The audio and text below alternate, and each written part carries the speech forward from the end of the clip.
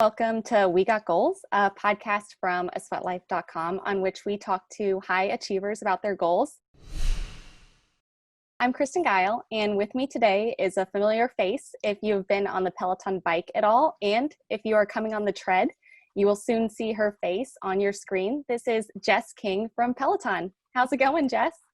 Hi, thank you so much for having me. I'm so excited to talk to you today, to talk about goals, and it's one of my favorite things. So thank you for having me, Kristen. No problem. We are big fans of Peloton here. We talked to Hannah Marie Corbin earlier this year for the podcast and got all the tips on stretching that we needed.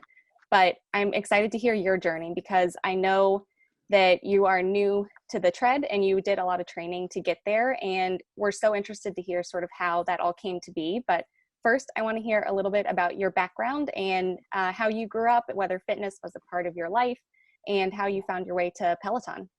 Yeah, so I am a dancer, a mover, an artist. I grew up in Myrtle Beach, South Carolina, and I had the unique pleasure of growing up with a mother who was, teaching aerobics when I was really young, and then that evolved into personal training. She then became a bodybuilder. She opened her own gym, and I watched her train herself and clients in our community my whole entire life. So fitness, movement, wellness, that was a big part of my home experience. But my personal experience was gymnastics and then dance. And I was a competitive dancer and then a professional dancer before I came to Peloton. So movement has always been important to me. I was actually in a show with Hannah in New York City, and this is where we both came to learn about Peloton. This is before Peloton was even born yet. I believe it was introduced to me as Peloton. So we've come a long way, but I went on to be on So You Think You Can Dance. From there, I went into Cirque du Soleil. So, high performance pedigree of being a dancer, a commercial dancer, and an artist. Yeah. Entertaining, exactly. And along the way, I was always supplementing income by teaching. So I was teaching dance. I started when I was 15. And then after being on So You Think, I started touring and traveling the world teaching. So that was, developing that skill set and that passion. I love teaching and sharing what I love to do, which is move. So I was in a really dark place. Watch when you move your ear. Yep. Okay. I was in a really kind of a dark place, a dark night of the soul personally in my life when Peloton came to be. And I had promised myself a year of yes. So when this opportunity came up, there was immediate resistance. Like, I'm an artist. I'm not my mother. I don't want to do fitness, and I want to create. And so, but I said yes to myself, and I stepped into the opportunity, took the risk of grieving the career that I had to create something that was unknown to all of us. So that's how I came to be at Peloton. And I've been on the bike for almost 7 years now, instructing, and I'm almost at 10,000 hours, right? Like, I'm almost to a point where I could say, oh yeah, I'm an expert here. And for that reason, I wanted to do it again. I wanted to try something else. And that is what inspired me to want to be a tread instructor. I read on your Wikipedia page, and you can myth bust this if it's wrong, you had not been on a spin bike before you taught Peloton. Was that on Wikipedia? That is true. That is true. They know. One of the things on Wikipedia that is true. I had never even taken a spin class before. And when they said, hey, we want you to audition for this, I said no. I said, I could go take a spin class, watch a few YouTubes, and put on a show. But just teach me how to ride the bike. Everything else that you're looking for, everything else that is required to be successful in this space, I got that. This bike is just the medium. Get me on it. And so then became my training. So maybe this is a good time to transition into the first question that we ask everyone who comes on the podcast. And that is, tell us about a big goal you've had in the past. Why was it important to you? And how did you get there? Yeah, being a tread instructor was a huge goal. I had a dream, not like a metaphorical one, a real one, that Actual I dream. was an actual dream that I was teaching a tread class. I saw myself up there. It was, it felt so real and it felt right. And the very next day, I had the conviction that it was time for me to ask Peloton if I could do it. So I went to Robin and I said, "Hey, I had this dream. I really want to be on tread." And she said, "I can totally see that for you." So it wasn't immediate, that's for sure. That was almost 2 years ago that dream Oh my happened. God.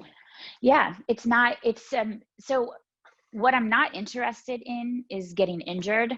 I'm looking Yes. for sustainability, longevity, and I encourage all of that listen and hang out with me to be preventative in how you think about your body and how you move your body. So You dealt with injury, is that right? that's true. Yeah. I mean, I don't think that I'm special and that anyone who has a high performance um, athletic history is going to experience some injury, but I'm very hypermobile, some double jointed, if you will. So everything in me moves and it's cool, except that you get injured a lot. So being strong is very important to my well-being, and running is the most ballistic thing that we can do. So high impact stress on the joints. So my instability is in the joints everywhere, from all the little bones in my ankles and feet all the way into my hips, and even my ribs move. So I knew that in order for me to be able to run well, run without getting injured, that it was going to take a deep dive and focused intention in my strength training. So I reached out to Andy Spear, who is another fellow Peloton instructor. He is one of the smartest people I know, trainers that I know, in terms of programming and how he thinks about the body and understands. And then this is also somebody who understands my workload, who understands what it's like to be on the tread. So I called him immediately. I said, "Hey, would you train me?" And this is before he and I really had any sort of friendship. He had just really joined the team. So he's like, "Yeah, sure." So 3 days a week for the last year and a half, I've been working with Andy, and it's important that you work specificity. So what he did was get me suited and strong to be on the tread. And that does not happen overnight. It is, you can only increase intensity by 10% at a time. So if you think about, if I'm starting at 0, I need to get to 100, it's going to take a year cycle to get to where I want to go. And to make it fun too, so that you're not just like miserable and in pain. But the journey to getting endurance ready and enough time on my feet so that I wasn't feeling sore. I mean, I was sore from running for 6 months or more. It just travels up the body. It starts in the feet, and it goes in the shins, and it goes up into the hips, and then so it was just about being compassionate and present for that adaptation period with myself, and also not doing it alone, really reaching out to the resources that have right around me to say, "Hey, help me." You guys have such a close-knit team, and it's evident in the way that you all talk about each other, both in class and on social media. And that's something that we've found within our community too, is really having that team around you is so important to achieving your goals and to holding yourself accountable to those goals when the going gets tough, or maybe if you get impatient or you have a setback. Were there any other instances when having that team around you really helped push you forward? Every single day. Every single day I lean into my team. My team is my trainer, my physical therapist, my therapist, my partner, my friends. I put a lot into my friendships. To have a handful of dear friends, and I really nurture those friendships, and they reciprocate so much love and support back. But this is not a solo journey. What was solo was the conviction that I wanted to be on tread. Nobody asked me, "Hey Jess, do you want to be on the tread?" It was me saying to anybody I saw in the hallways, or any phone calls I would have, "I'm going to be on tread. Just so you know, I'm going to be on tread." And until it was a real thing, and then I had to zip my mouth, right? What was it like to go back to something as a total beginner? Did that humble Mhm. you at all, or were you kind of ready and like excited to start from ground zero? I love, I'm a lifelong student, and the beginner's mind, that place of curiosity, that place of unknown, is very inspiring to me. To be repetitive, to be predictable, that is toxic for me. So it required a lot of compassion, and it also required that I nurture my experience with healthy thoughts so that my mindset was aligned with the goal. So at no point in time would I allow myself to slip into, I'm not good enough, this is too hard. It was always, what's next?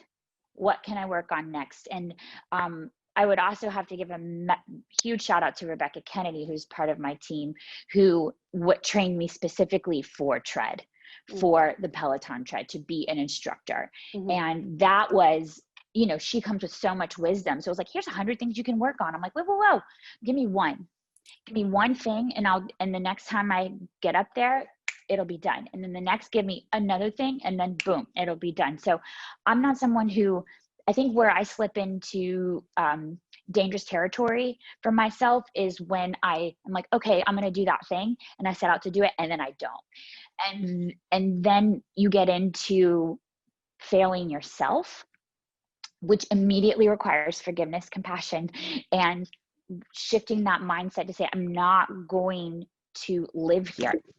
I could acknowledge that maybe I landed here for a second. What could I have done differently? Where is the lesson?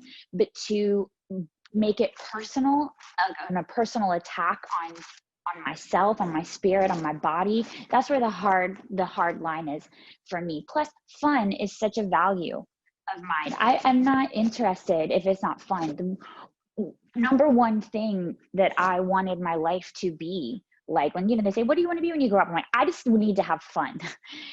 And for me, that is moving. That is dancing, listening to music, getting stronger, and uplifting the community around me.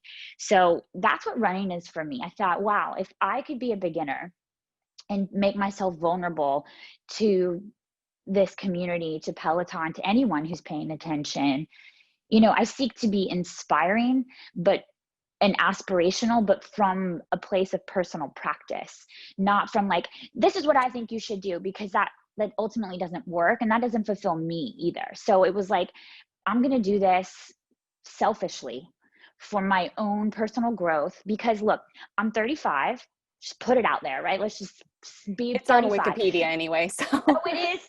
probably. So this is, I would like to think that I'm in the prime of my life, not that I'm peaking or I'm going to drop at any point in time, but I haven't had children yet. I'm as strong as I have ever been. I'm as healthy as I'm supported as I've ever been. This is the time is now to do this thing that has always been daunting to me, that has always been, man, like, I'm a dancer, I'm an athlete, but I hate running. I'm like, that doesn't align. I want to overcome that. I want to rewrite that story. There are so many people, I think, who get intimidated by running, who will be really inspired by your story of transitioning to the tread. What would you tell people who are like, oh, running's the worst, it's so high impact? How would you sort of encourage them to take that first premier run with you? Walk it. Yeah. Walk it. Walk it. And when you feel a little twinkle, go for a little jog. And then when it becomes too much, pull it back down. It's all about having the courage to push yourself to wherever your boundary or your edge is for that day, and just knowing where that is. So it's all about being okay with the feedback that you get from your body and not answering that with criticism. So if running is hard, yeah, running is hard for everyone. I mean, there's a few people, like, I look at Bex and I'm like, I think you're an alien, you know, just incredible. Yes. The way that she runs. But that's an outlier. And so having the courage to just go for it, the courage to fail at something, the courage to laugh at yourself. And I really think the number one element or the number one way to shift your focus from labeling this, if I did it good, or if I did it bad, or judging yourself in any way, just being curious, right? Like, oh my gosh, this energy is so huge. Wow. I wonder what that could possibly mean, because your physical intelligence is so much smarter than you. So if your body's talking to you, listen. You're not here to make it wrong. Your body's not wrong. So just being compassionate and curious, childlike curiosity. Yeah. That beginner's mindset. Yeah. I haven't taken your class on the bike because I don't have a bike. So taking your premier run, I took it outside yesterday. It was like a gorgeous fall morning, and I wasn't able to watch you on the screen, obviously, but it felt like it was a really emotional moment for you, that first run. What was it like? Oh man. So that run happened at around 7 p.m. on a Wednesday. And so I wake up around 7 a.m. I woke up with a sensation that I was about to drop off a roller coaster, right? When you're right at it's like click, click, click, and you get all those feelings. So I had to coexist with this energy the entire day. It was like constantly breathing and then really deciding that nothing was going to disrupt my bubble. Nothing, not no one, not an experience, not a thought, not any sort of external thing was going to get in the way of this joy, because I can only interpret that excitement and that intensity of energy within me as pure joy. That's how I know I am on my path. And as we get older, that first time experience, those first time nerves are really hard to come by. So I was grateful for the abundance of energy in my body, and then had to just figure out, okay, I'm going to work out, so it's going to go up, and then I'm going to get physical therapy, and then I can be still, and then I'm going to eat, so I know I'm going to be nourished, and then I'm going to turn my phone off for the next 2 hours and just dance. Honestly, that's how I conjure up source from myself. Mm-hmm. And it doesn't have to be good dancing, or like it's just being in that vibration. And so I just danced around in the studio for like 30 minutes before, honestly, claiming the space, changing the energy in the space. And I was also so ready. I'd been doing this for 1.5 years now. By the time I got to that premier run, I had already had 7, 9, if you count warm-ups and cool downs, runs pre-recorded and banked and ready to go. So it was just the first time that I had a live leaderboard. And I remember when it started populating, and I thought, whoa, I'm so connected to our members. I'm so like, I feel them so deeply that I could feel how intensely everyone was rooting for me. Everyone wants you to succeed. It is, I'm going to cry thinking about it. It is so overwhelming when that's a new thing, right? When you come from a background of constant rejection, which is what the dance industry is like. Audition, no, you're too tall. No, you're too short. No, your hair's too red. No, you're whatever. You're not good enough. I don't know you. When you get that kind of rejection, and then just to be so openly received and welcomed for being a beginner, it was so healing for me. And I fully intend to give that gift back every single time I get on the tread or the bike or just in front of anyone, just to say, hey, you have permission to fail. You have permission to feel joy. You have permission to feel strong, and don't be afraid of the power that is inside your body. So yeah. Let's switch tracks into the second question we ask everyone. So this is a little more future facing. So can you share with us a big goal that you have for the future and why it's important to you and how you plan to get there? Sure. So this is a 2-part answer, because I'll answer it professionally and personally. Love it. Go. Professionally, my goal at Peloton is to rewrite what is considered to be fitness. Tell me more. And I'm an artist, I'm a creative, and I seek to make an immersive, moving experience for our members. I want to take them out of the mindset that they're going to work out. Yeah, you're going to work out. Yes, you're going to sweat. This is the vehicle by which we connect. But I I want to deliver that package in something that feels like live entertainment. You know, when you go to a live show, music, and you just feel the vibration of that. And there's also spectacle, right? So there is this element of surprise and leaning into technology. And we have so much available to us now that we can create beyond the boundaries that you have typically seen for any sort of digital fitness space. So I really want to push that boundary. I know that I already do to a certain degree, but my intention is to really double down on that and to really create something new. Perfect. That's where I am professionally right now. And the pandemic has actually allowed me a lot of time to marinate and evolve these ideas, because patience has been the overwhelming message or assignment for myself.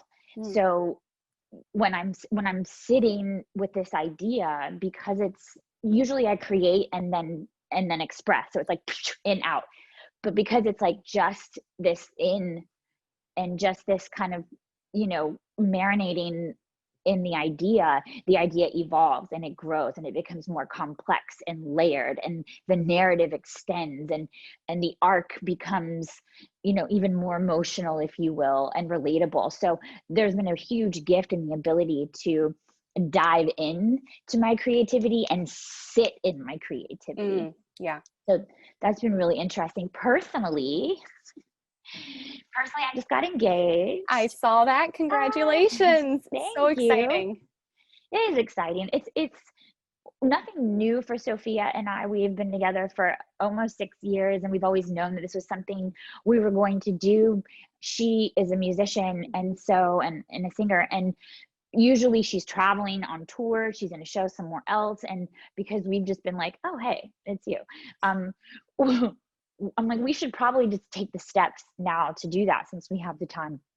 So it was really exciting to be able to share this decision and with our community, and the response has been so beautiful. You were like giggling and glowing right now. It was so cute. Love is the best. The love vibration is everything. And the day that we had this little engagement ceremony, we both were like, it feels like Christmas. Like, it just was so fun. And then, anybody who's been married before or had a wedding before has been able to express to me, like, what is it, the feeling of what it's like to be in a room with every single person that loves you and that you love. And we got a little taste of that. Obviously it was not every single person, but just to be the recipient of that energy that she and I both put out there. It was really beautiful, and it's so healing for me. So I think my next steps for us are not necessarily to have a wedding. We think that right now it's just not the time. Right. And, we are like, okay, if we're going to have a wedding, it's going to be 4 days long, and we're going to do, it's going to be a show. We should tap all of these, we're like, we'll have so-and-so DJ, and we'll have this band, and we'll have Cirque du Soleil aerialists. Yeah. Oh no, it's going to be so full out. So we're like, okay, we should probably hold off on that. So I think we're going to start our family. Oh my gosh. Congratulations. That is so exciting. We'll see how the journey goes, but that's what we're hoping to do. Wow. Oh my gosh. My heart is really full right now, just from listening to you and like soaking up all of that love that you are like putting in and putting out. So it was so awesome to talk to you, Jess. You too, let us know, where can we find you on the internet? What else are you working on? What's your class schedule like these days? How can we get more Jess? Yeah. So Instagram is probably the place where I spend, unfortunately, too much time. And so hit me up there, Jess King NYC. You can also find me on the bike. You can find me on the tread. Those are all the places that I really live where you can reach out to me. And I do my best to answer messages. So don't be afraid to give me a testimony or talk to me about what you're going through or something new that has shifted for you in a workout, whether it be for me or anybody else. I'm so inspired by your stories, and they inform how I coach and how I show up. So please, this is an open line of communication. I would just say reach out. Awesome. Well, on that note, we will wrap things up. Jess, thank you so much for coming on the podcast. Thank you for having me.